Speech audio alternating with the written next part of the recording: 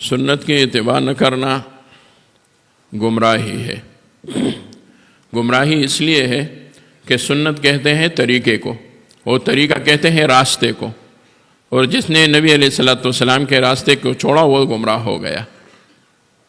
جس کسی نے بھی نبی علیہ الصلوۃ والسلام کے راستے کو چھوڑا تو وہ گمراہ ہو گیا۔ مثلاً یہ راستہ جو ہے یہ خانقاہ چوک تک گیا ہے، اور کوئی کہتا ہے کہ میں صوابی جاتا ہوں، صوابی جانے کے لیے یہ راستہ ہے، ہم بتا دیں ان کو یہ راستہ ہے، تو وہ خانقاہ چوک اور خانقاہ چوک سے صوابی جائے گا۔ اس کی بجائے وہ اپنے ذہن سے اس کی بجائے جو ہے اسی طرف روانہ ہوئے تو وہ جہانگیرہ پہنچے گا لیکن صوابی نہیں پہنچے گا۔ تو وہ جہاں بھی پہنچے گا لیکن وہ وہی راستے سے، جس راستے میں اس کا مقصد ہے، اس سے گمراہ ہو گیا۔ اور ہمارا مقصد جو ہے اللہ کی رضا ہے، اور اللہ کی رضا نبی علیہ الصلوۃ والسلام کی سنت کے راستے سے ملتا ہے۔ جو کوئی سنت کے راستے کی بجائے کسی اور راستے پر چلے جائے گا اس سے اللہ راضی نہیں ہوگا۔ اللہ راضی اس شخص سے ہوگا جو نبی علیہ الصلوۃ والسلام کی اتباع میں زندگی گزارے۔ قُلْ إِن كُنتُمْ تُحِبُّونَ اللَّهَ فَاتَّبِعُونِي يُحْبِبْكُمُ اللَّهُ۔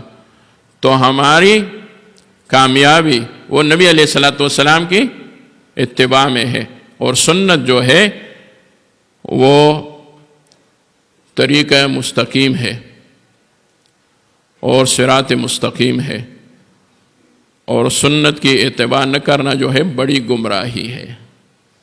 کوئی شخص بیٹھا ہوا ہے اور وہ کہتا ہے میں اپنے طور سے یہ کہتا ہوں اور اپنے طور سے یہ کہتا ہوں، اور سنت کی مخالفت کرے گا تو وہ خود گمراہ ہے، وہ کسی اور کو بھی راستہ نہیں دکھا سکتے۔ ایک مسافر ہے اور وہ کسی جگہ جائے، مثلا یہاں آئے اور صحرا میں جائے، اور دوسرا مسافر آئے اور ان سے پوچھے کہ آپ کو معلوم ہے کہ کیمپ جو ہے وہ کس طرف ہے؟ تو وہ خود مسافر ہے، وہ اس کو کیسے بتائے گا؟ تو گمراہ شخص کی مثال بھی اسی طرح ہے۔ کوئی گمراہ ہے اور وہ تقریر کرے اور لیکچر دے کہ میں آپ کو اللہ کا راستہ بتاتا ہوں اور خود سنت پر نہیں چلتا، تو وہ خود گمراہ ہے، اس کے پیچھے مت چلو ورنہ تم بھی گمراہ ہو جاؤ گے۔ ابھی یہ لوگ زیادہ ہو گئے ہیں،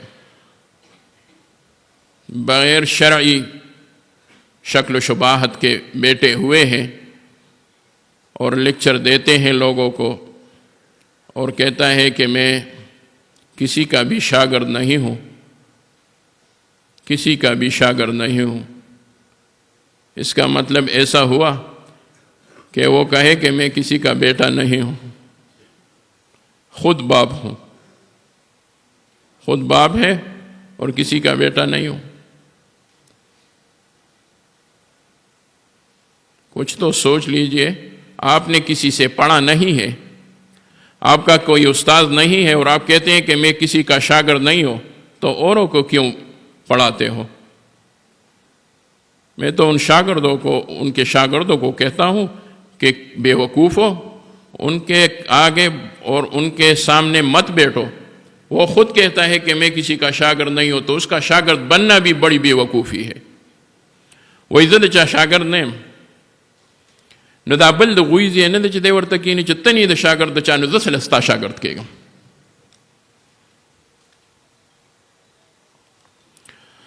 حضرت عمران بن حسین رضی اللہ تعالی عنہما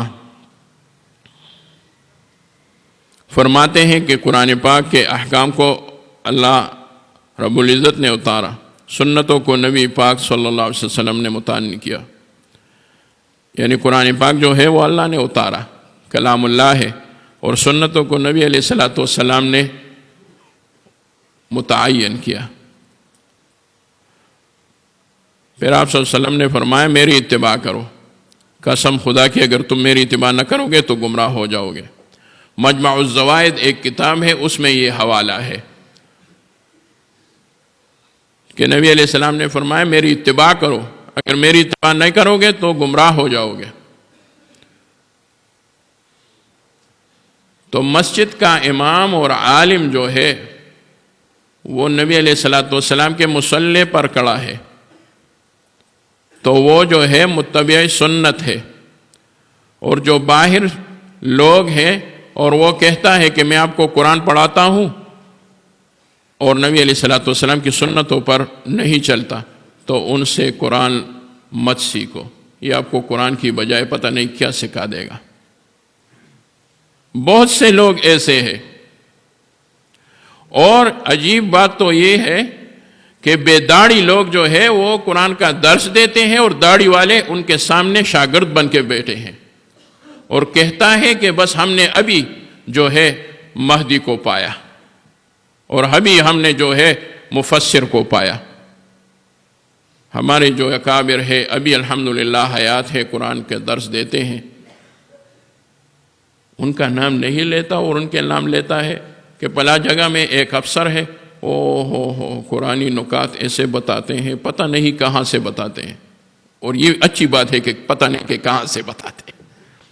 دا پتہ نہیں لگی چې کوم ځای نه وي، نو دغه چې پتہ نه لګي نو دغه ښه ده، چې دا پتہ نه لګي دا د ګمراهۍ ړومبنۍ نښه ده.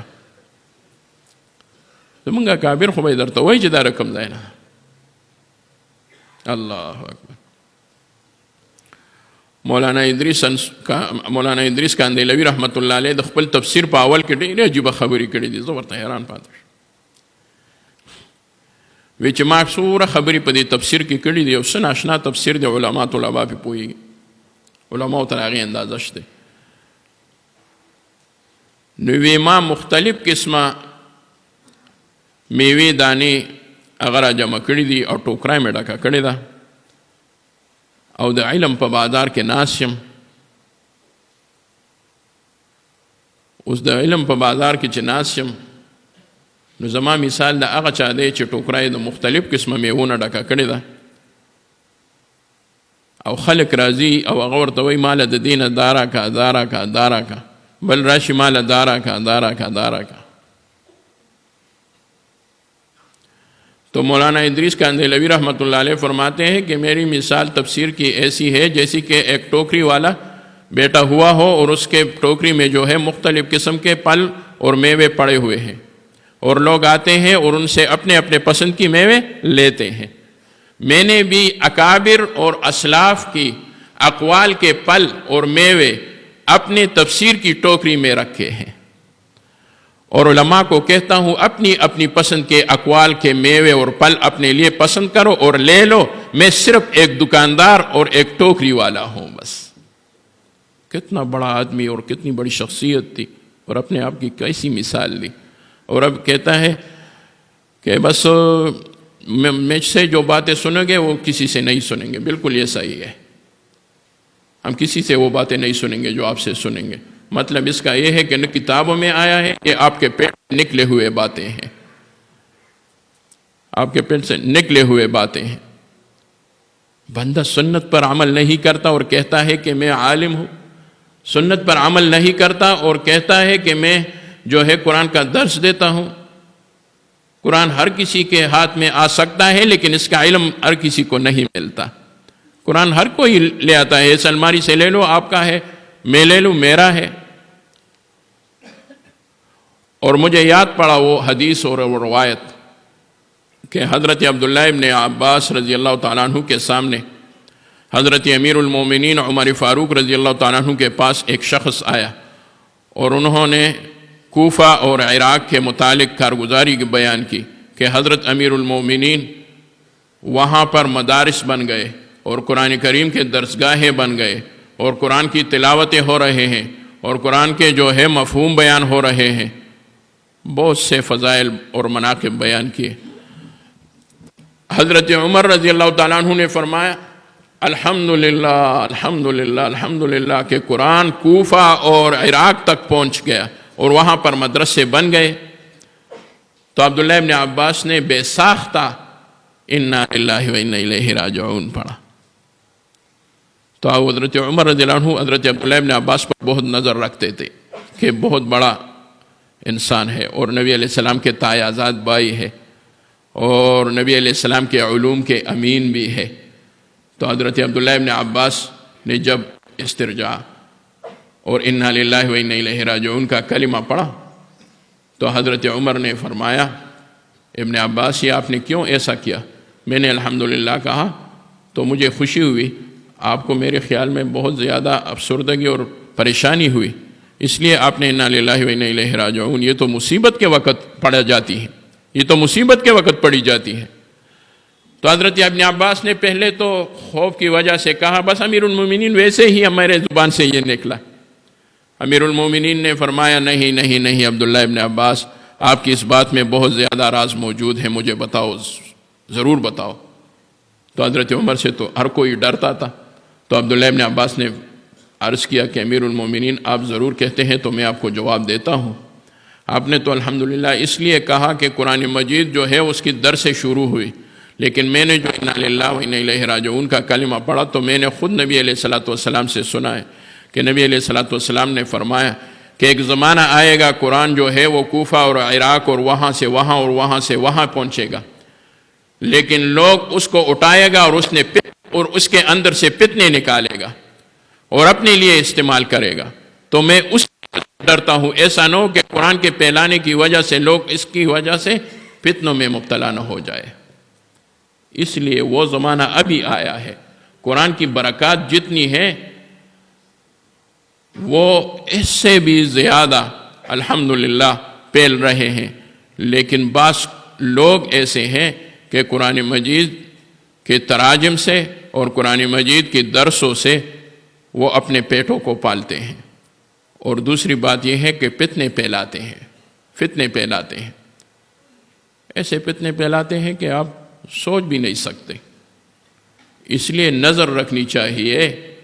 میں ان لوگوں کو درخواست کرتا ہوں جو لوگ بغیر عالم کے ایک عام شخص سے قرآن سیکھتا ہے، یہ ہمارے حافظ ہیں، یہ خود قرآن پڑھ سکتے ہیں، لیکن پھر بھی استاذ کے سامنے بیٹھتا ہے کہ میں قرآن وہ یاد کرتا ہے اور سامنے بیٹھتا ہے استاذ کا۔ پتہ چلا کہ بغیر حافظ اور قاری اور مکمل متبع سنت استاذ کے بندہ کچھ بھی نہیں بن سکتا ہے، کچھ بھی نہیں بن سکتا ہے۔ میں ان لوگوں کو سب کچھ کہتا ہوں لیکن مولانا نہیں کہہ سکتا ہوں۔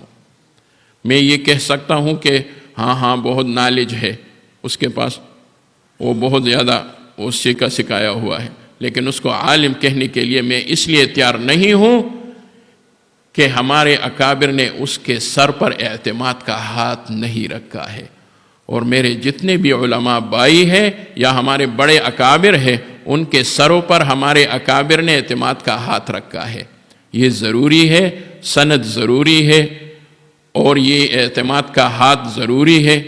جو بھی کوئی ہو، عالم ہو، ان کو آپ پہچانتے ہیں، ان کے بغیر کسی اور کے سامنے قرآن کو مت پھیلاؤ، ان سے قرآن نہ سیکھو جو خود متبع سنت نہ ہو۔ صلی اللہ تعالیٰ علیہ وسلم۔